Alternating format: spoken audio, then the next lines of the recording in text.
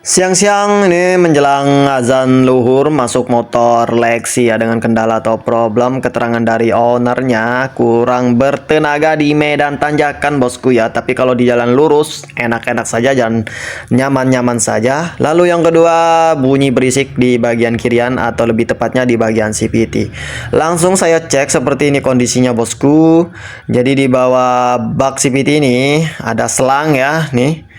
Nah, ini sudah ada selang pernapasan. Nah, kalau selang napasnya ini banyak oli seperti ini, kemungkinan ya di bagian silnya sudah mengalami bocor, bosku. Itu yang menyebabkan motor ini kurang bertenaga di medan tanjakan, bosku ya. Jadi kalau teman-teman motornya coba dicek ya. Di bagian selang hawa bagian bawah, di bagian bak CVT-nya kalau kering normal bosku, tapi kalau basah seperti ini di awal video tadi itu kemungkinan silnya mengalami bocor ya, entah di bagian sil as puli ataupun di bagian sil crack as ya, dimana normalnya harus kering bosku, karena untuk motor matic itu tipenya kopling tering ya, kopling kering bosku, jadi ndak terlumasin atau tidak ada oli ya, seharusnya di bagian CVT ini bosku. Tapi kalau ada oli itu yang menyebabkan motor ini kurang bertenaga bosku. Jadi langsung saja kita eksekusi ya. Kita lepaskan baut bak CVT-nya semua ya. Koper bak CVT-nya kita lepaskan, bak CVT-nya kita lepaskan, lalu kita lepaskan untuk puli depan menggunakan kunci 19 seperti ini. Lalu rumah luler, kipas luler kita lepaskan seperti ini ya. Kita cek di bagian seal crack asnya sudah mulai rembes oli bosku ya. Tuh. Ini untuk komponen-komponen CVT-nya sudah kita bongkar semua, lalu tinggal kita cuci bersih ya, cuci semua nih menggunakan bahan bakar atau bisa juga menggunakan air sabun bosku. Nah, jadi di sini kita gunakan bahan bakar saja ya biar lebih cepat bosku ya, satset nih bosku ya. Tuh. Kita cuci semua ya, dimana seharusnya di setiap 25.000 km wajib ya dilakukan pergantian pibel bosku. Nah, tapi di sini kita cek untuk pibelnya masih bagus ya. Dan kilometernya juga masih di angka 18.000 km bosku. Jadi masih layak pakai, masih aman bosku. Yang tidak aman di sini di bagian seal crack asnya ini sudah mengalami kebocoran bosku. Jadi wajib kita ganti untuk seal crack asnya bosku. Oke, kita lanjut dulu ya. Ini kita lepaskan dulu untuk seal crack asnya yang mengalami bocor tadi ya, kita congkel menggunakan obeng seperti ini. Nah, sudah kelepas ya, ini biang keroknya.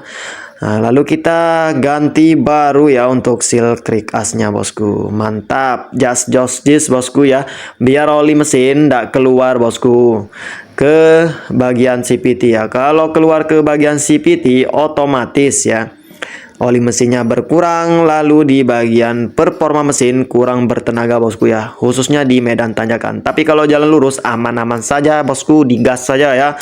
Tapi kalau jalan menanjak ya, di medan tanjakan jangan tanya bosku, pasti slip kalau sudah terlalu parah untuk bocornya. Lalu di bagian pibel sampai kecipratan oli oli yang bocor tadi ya, karena posisinya kan muter jadi pibel kecipratan oli ya, itu yang menyebabkan pibelnya jadi selip bosku. Oke, setelah kita pasang seal seal as kruk yang baru, nah setelah itu tinggal kita rakit kembali untuk komponen-komponen CVT nya bosku. Mantap. Oke bosku, setelah dikira rata ya untuk seal crack asnya yang baru, kita pasang seperti ini ya. Nah, diratain dulu ya, jangan sampai miring bosku. Nah, setelah itu kita rakit kembali ya untuk komponen-komponen CVT-nya bosku. Oke, kita pasang dulu. Di sini ada ring ya, lalu rumah roller ya, beserta roller, tutup rollernya. Setelah itu kita pasang pibel. Setelah itu di sini ada ring ya, baru kita pasang kipasnya. Mantap. Setelah itu kita pasang ring lagi bosku. Nah, di luar sini ada ring ya. Nah, setelah itu kita pasang more ya. Setelah itu kita kencangkan menggunakan kunci 19 ya.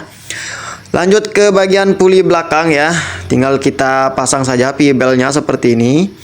Nah, kita masukkan. Nah, setelah itu kita pasang ke bagian aspulinya. Oke, setelah itu tinggal kita pasang lagi murnya. Nah, setelah itu tinggal kita kencangkan bosku menggunakan kunci 24 ya. Oke, mantap. Jis. Setelah itu tinggal kita pasang kembali untuk bak CVT-nya ya. Nih seperti ini. Nah, dikit lagi nih beres bosku. Jadi insya Allah ya, di medan tanjakan pasti aman bosku. Di jalan lurus juga pasti tambah jos ya. Tuh mantap. Oke, lalu setelah itu kita pasang kembali ya baut-bautnya. Jangan sampai kelupaan bosku. Nanti dikena apa namanya? Nanti diomelin sama pemilik motornya ya. Atau si ownernya nanti ngomel-ngomel bosku. Jadi wajib dicek semua ya. Baut-bautnya jangan sampai ada yang kurang ya. Jadi kalau memang dari awalnya kurang ya dikasih tahu dulu ownernya ya. Jangan sampai nanti kita yang disalahin ya. Jadi wajib dicek semua, harus rapi semua ya. Harus terpasang semua untuk baut-bautnya dan dipastikan untuk pengencangannya juga harus pas. Oke, setelah itu kita pasang kopernya seperti ini dan kita pasang bautnya. Sudah mantap ya.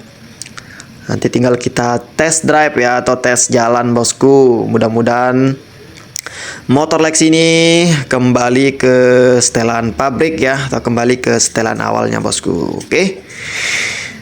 Nah, tinggal kita kencangkan, kita pasang baut koper CVT-nya ya. Nah, setelah itu mantap bosku, kita kasih hidup motornya, lalu kita tes jalan bosku ya. Sekian dulu video kali ini, semoga bermanfaat ya, dan semoga bisa menambah wawasan bagi kita semua tentunya. See you next time, salam dari kami, mekanik pemula, Auparian Jos, Jas Jis Jus bosku.